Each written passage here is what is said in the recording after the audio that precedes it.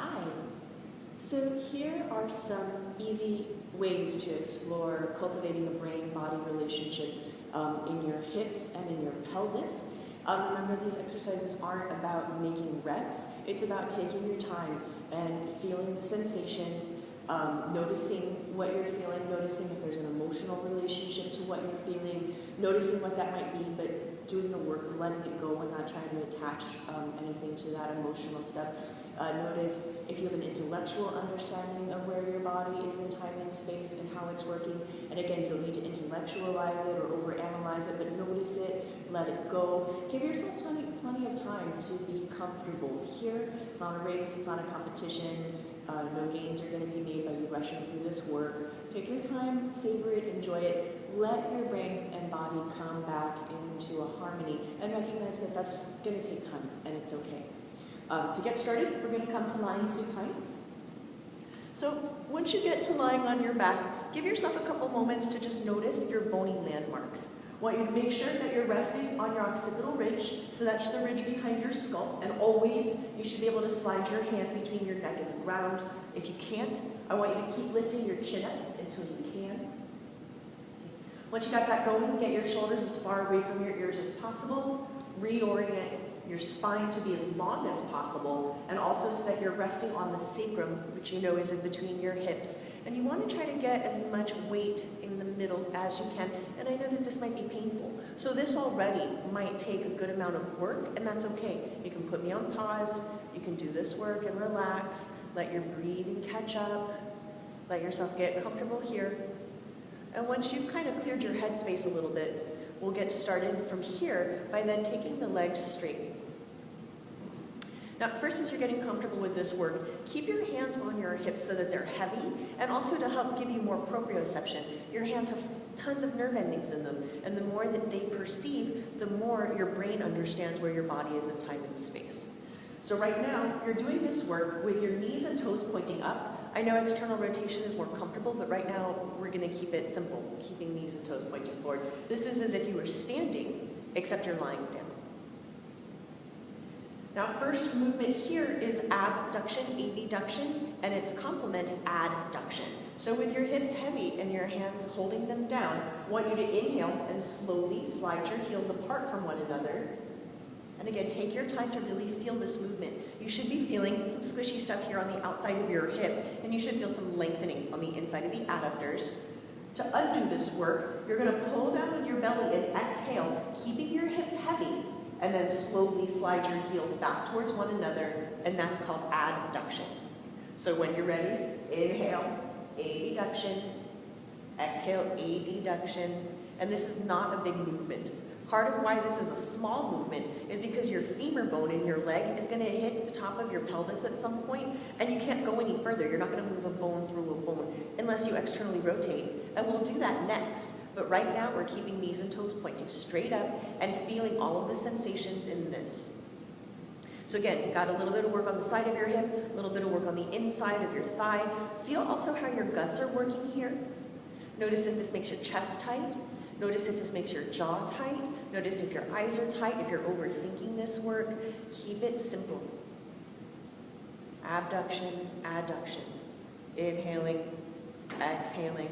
And when you've done this work enough, give yourself a rest. You can come back to having knees bent. You gotta give your brain a chance to catch up with what just happened. So you did the work of feeling stuff, moving stuff around, exploring your body. Let your brain and your body wisdom process that work, giving yourself a little bit of rest. This is where the real work happens, so don't rush this. Again, put me on pause. If you're ready to do a little bit more here, we're going to now take external and internal rotation. Now remember, you have a lot of external rotation, so let's really focus on the internal rotation to complement and to kind of bring things back into checks and balances. So from here, we're starting with knees and toes pointing up. External rotation, turning knees and toes out. Going to inhale and open. And this might be a bigger movement because now there's more space in the acetabulum. It doesn't have to be, though. This isn't cheerleader splits. This is just exploration.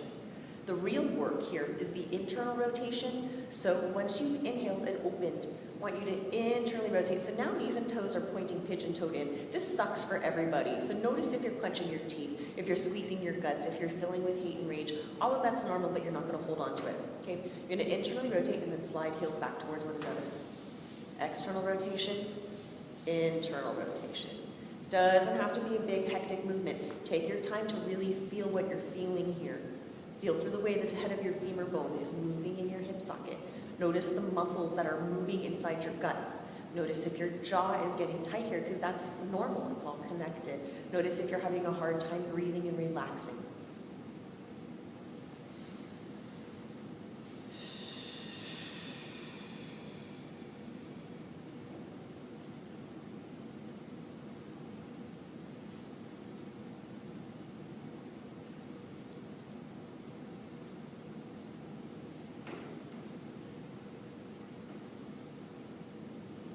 Now again, you can put me on pause and do this however long you want. You can be done with this work now. It's all good. Once you come back to the middle though, make sure that you adjust so that you're still on your sacrum. Your spine might be elongated because of this work, so take your extra length, check in. It's okay to bend knees to give your pelvis some relief here. Again, we're going to take a little savasana, take a little break so that your body can process your experience. This isn't the time to intellectualize it or give it meaning or importance. Your body wisdom will do that for you. So let your brain relax here. Count your breaths. Notice the rhythm in which you're breathing. Let your mind wander, but not get caught up in other stuff. We're going to come back to doing some work in just a moment. This might also be a nice time for you to explore lateral flexion. So if you want, you can take your body from side to side, stretching into your lats, taking a little bit of spinal movement here if it feels good, or even just practicing snow angels, arms up, arms down, might feel really good as a relief here. Doesn't matter if knees are bent or straight, as long as you're comfortable. That's always number one. Never, ever, ever, ever moving into pain. From here though, we're going to eventually come back to a place of just lying like a stick, normal. Hands can stay on hips, hands can be relaxed. It's up to you. From here though, we're going to focus distally as far away from your heart as possible. And this is boring, and it doesn't matter, you're going to do it anyway. So right, you're on your hips, knees and toes are pointing up. I want you to point your toes, and now flex your toes. And again, this is exploratory movement. I want you to just kind of notice sensation here. This is just straight flexion and extension of your ankle. You should be feeling this work underneath you in your calves. We're not pushing this to the point of discomfort. Just want you to think about moving blood through the area. And once you've practiced some flexion and extension, I want you to go ahead and take inversion and eversion here. Just kind of moving your ankles around in a way that might feel challenging, feeling the work on the insides and the outsides along your shin. Feels like you're conducting a little bit here. If you have to move your whole hip in order to do this work, you're working too hard. This is just from below the knee. This also might make you cranky, might make your jaw tight. Don't push this to the point of discomfort. Once you've done inversion and eversion, give yourself a break. Notice any sensation in your lower body. You might feel the sense of blood moving up towards your heart because you did that, and that's okay. So give yourself some time to be with that, still breathing, taking your time, feeling what you're feeling. Once you're warm and comfortable through your ankles, still knees and toes pointing up here, I want you to go ahead and slide your heels so that you bend your knees. Push your heels away so you straighten your knees. Bend your knees, straighten your knees. And because we have the floor here to give us some guidance, I want you to notice if you're wanting to wobble, notice if you're feeling a lot of instability in your hips. Yes, your knees are bending and straightening, but you're still using muscles up here in the pelvis. So go ahead and feel for that. Give yourself plenty of time and space to take knee flexion and extension here.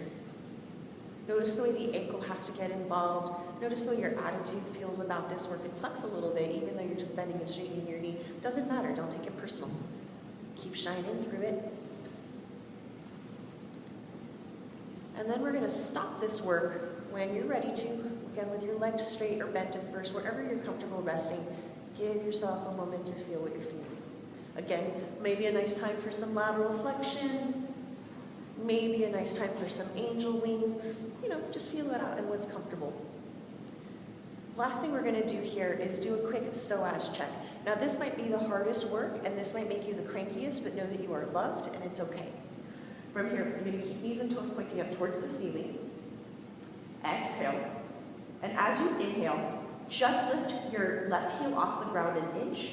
And don't do this work by pressing into your right heel or anything like that. Feel for your left iliopsoas doing this work, and it hates you and it hates me for asking you to activate it, but that's okay. You're going to keep your hips heavy and down. This is just an inch. When you're ready to, you're going to exhale by reaching your heel a little bit more forward and relaxing it down.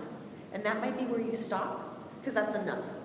If you want to do that a little bit more, you're going to inhale and exhale, inhale and exhale. You never have to go higher than an inch. You never have to do this more than 3 times, period. That's it.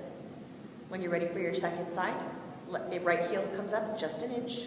And again, feel for right iliopsoas. There's probably a difference between sides, and it doesn't matter. You're going to do the work of balancing it out. Just notice, don't take it personal. Feel what you're feeling. See if you can reach the heel a little bit forward, and then lower it down. 2 more times. If you're up for it, take your time. Forever practice, remember. Inhale, exhale, inhale, exhale. And now we get the relief from this, so externally rotate. You're comfortable here. Keep your hips heavy. Let yourself breathe and relax. Breathe and relax. And then we can do the same work 3 times with external rotation to provide the change in stimulus for iliopsoas. So from here, when you're ready, left heel up just an inch. Exhale, lower. If you want to do it again, just an inch. Exhale, lower. You'll feel your pelvis shifting about, and it's very educational. So keep that in mind. This is not muscle building work. External rotation, right heel up, and then lower it down 2 more times. Up and down. Up and down. And now from here, for real, you're going to take a nice break. It might feel good to, again, take some lateral flexion. It might feel good to bend your knees. Find your way into comfort here and let your abdomen relax. Full breaths in and out. It's okay to feel cranky from this work. You're going to hydrate really well, and that's okay. Don't take it personal. As you're rebuilding brain-body awareness here between these 2 things, crankiness is a result of that, because if this was easy, we'd already be doing it. Because it's challenging, your brain wants to have an opinion about that. So what? Forget about it. Find the humor in it. We'll laugh. It's okay. Do this work as much as you can without moving into pain, without creating tension, without building discomfort. And we'll get another video going as soon as you're good with this. So thank you.